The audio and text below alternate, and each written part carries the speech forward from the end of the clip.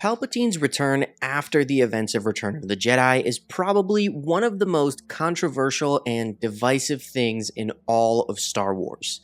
Even though it also happened in the expanded universe in the Dark Empire comics, some fans really take issue with him also being resurrected in canon in The Rise of Skywalker. Anyway, the fans that dislike his return would argue that it cheapens and diminishes not only Anakin's turn back to the light side and him sacrificing his life to save Luke, but that it diminishes Anakin's entire story as the Chosen One in the first 6 movies. Anakin was supposed to restore balance to the Force and destroy the Sith, and if Palpatine never died, then that means that Anakin failed. But does it really? I'll give my take on all of that at the end of this video. What I'd like to focus on is what Palpatine thought of Anakin betraying him, because there's actually some really interesting lore available to us in the canon book, Secrets of the Sith. The book is written by Palpatine, so this lore comes from his perspective while he was writing in his journal and different documents on Exegol. This reveals why he canonically thought that Anakin's death was completely pointless.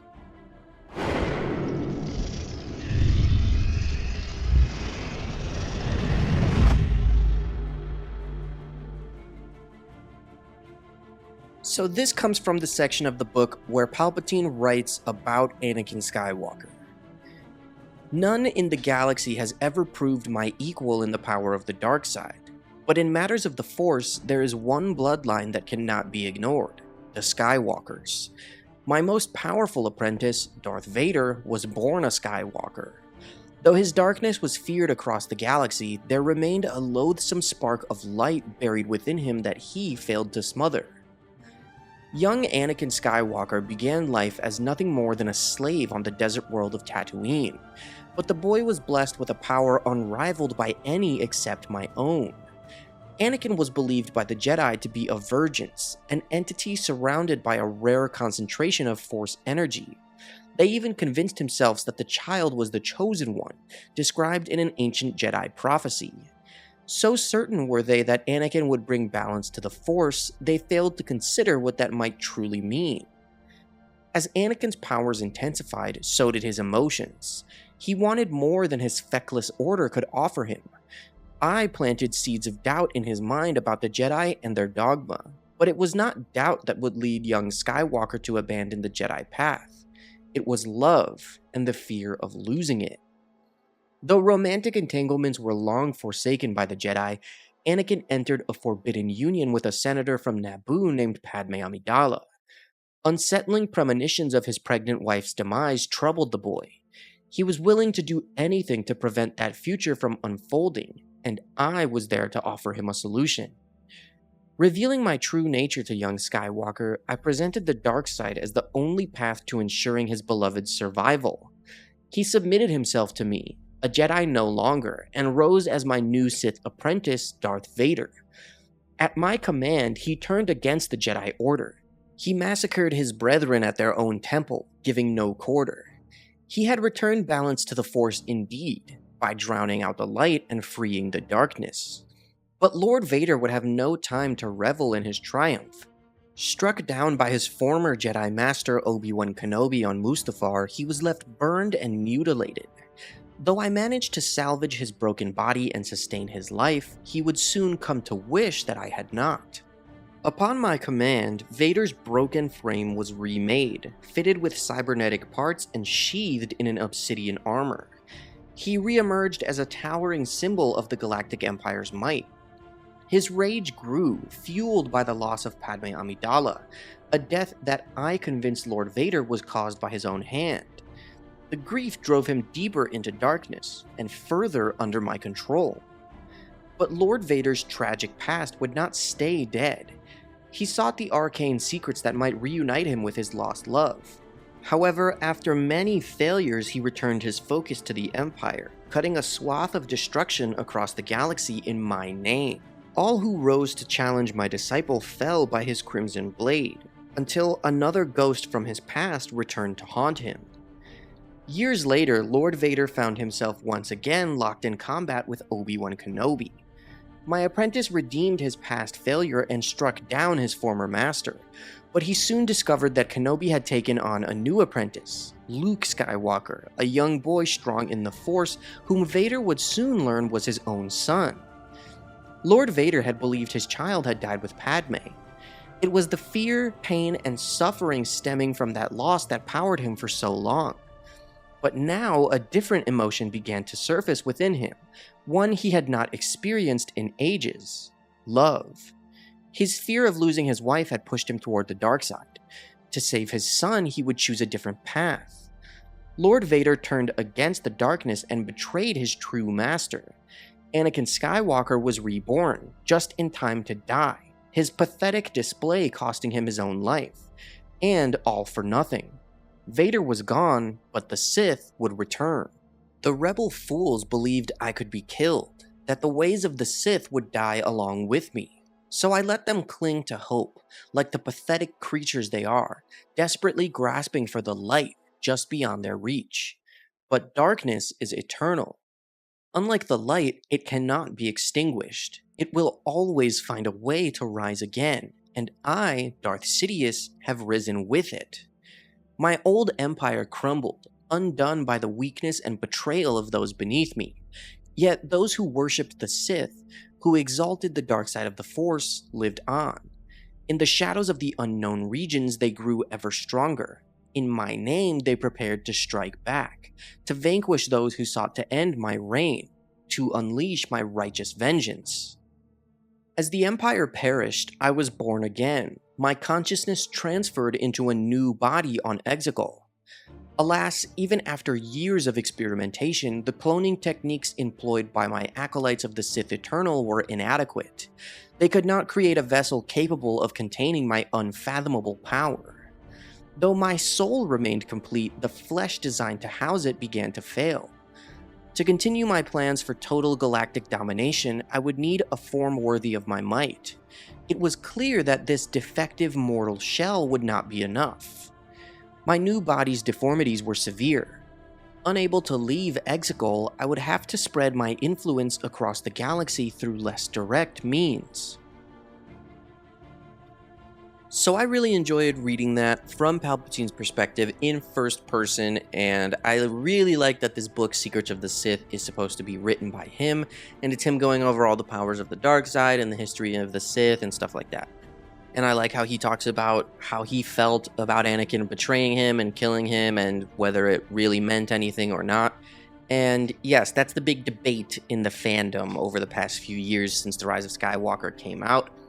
In my opinion, I don't like Palpatine returning at all. In Legends or canon, I think it's weird.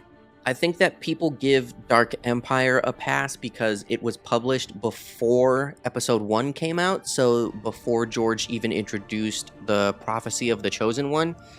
But even so, without the Chosen One prophecy, in Return of the Jedi, when Vader is redeemed and he betrays Palpatine and saves Luke, that's his sacrifice to save Luke. It doesn't even have to be about fulfilling a prophecy or bringing balance to the Force or destroying the Sith necessarily in the way that the Chosen One prophecy works.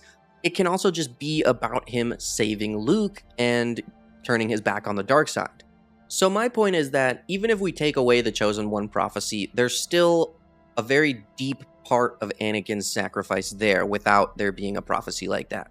And I would say that, yeah, part of me does think that Palpatine coming back does kind of diminish that moment in Return of the Jedi.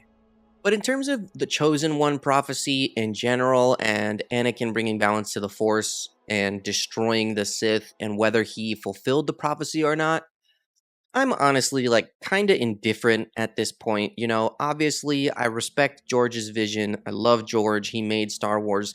George said that Anakin was the Chosen One. He did destroy the Sith, meaning the Emperor and himself in Return of the Jedi, and that's that. But George also sold Lucasfilm, and, you know, even when he had Lucasfilm, they published Dark Empire in the Expanded Universe, and now afterwards they've done the sequel trilogy where Palpatine comes back. And I think that the Chosen One prophecy was just a weird addition to throw into the saga in the prequels. I think Anakin's entire story from start to finish, episodes 1 through 6, without the Chosen One prophecy, would still be super meaningful because Star Wars is the story of the Skywalker family, and it's about generations and fathers and sons, and the story of this family going through like a soap opera tragedy.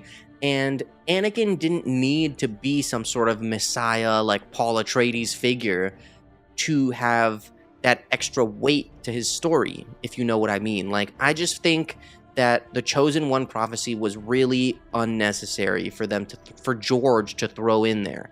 So when it comes to Palpatine returning, I'm not saying, oh, it diminishes the Chosen One prophecy, because I'm not really thinking about the Chosen One prophecy. I'm thinking about just Anakin's actions and his sacrifice. The Chosen One prophecy should not be thought of as like law, because yes, the prophecy says that Anakin would destroy the Sith and restore balance to the Force. And let's say that the balance was never going to be permanent, because obviously the Sith are just a religion, they're an order. So anyone at any time can just say, oh, I'm believing in the Sith religion, I'm gonna start a new Sith order, my name is Darth blah blah blah, and then the Sith are back. Even without Palpatine, the Sith came back in Legends with like Darth Krayt and stuff. So I think the Chosen One prophecy and then saying, oh, Anakin restored balance to the Force and destroyed the Sith, that would just like limit storytelling set after Return of the Jedi, because, oh, there can never be any Sith again, otherwise it diminishes Anakin's entire story. No, you can say Anakin destroyed Palpatine even though he didn't die. Anakin restored balance to the Force in Return of the Jedi. The balance just wasn't permanent. Even in The Last Jedi, in the movie and in the novelization, Luke tells Rey that for many years there was balance in the Force. And then in the novelization, he goes a little in depth and says that the Force went out of balance when he took Ben Solo as his Padawan. So that means that there was balance in the Force for like 20 years or something, whenever Ben Solo became a Jedi. So yeah, I guess it's really up to you if you want to say that Palpatine coming back diminishes Anakin's story. I personally would say yes. I do think it diminishes that moment in Return of the Jedi. I don't know if it diminishes Anakin's entire story. I just think it's dumb. Like, I think it's stupid, but it happened in both Legends and Canon, so that's just something that you have to accept in both continuities. Regardless of the Chosen One prophecy, even Palpatine coming back in Dark Empire before the prequels came out, that still diminishes Anakin's death in Return of the Jedi, just like from a weight perspective, because that means that Anakin did that and Palpatine didn't really die. But also, you know, I don't think it's something that, like, really diminishes it at all. I don't know. It's dumb, but I don't think, like, it really destroys the first 6 movies like some people like to say. I just think it's stupid, and it's a weird choice to make. Even if Palpatine stayed dead, maybe the Sith could have come back either way like they did in Legends, so I don't think it's really worth being upset about. Even if George made his sequels, his plan was to have Darth Maul and Darth Talon be the villains, so the fact that they have the Darth title means that they're Sith Lords, so George was going to have the Sith come back too. Even if it's not Palpatine, the Sith would always come back. So I think the problem is that it's specifically Palpatine, because the whole point is that Anakin comes back to the light side, kills Palpatine, and redeems himself to save Luke, and that's without even bringing up the Chosen One prophecy. So that's really how I feel about it. I hope the points I made were clear and you kind of get where I'm coming from, but thank you guys so much for watching this video. Make sure to like and subscribe if you enjoyed it, and as always, may the Force be with you.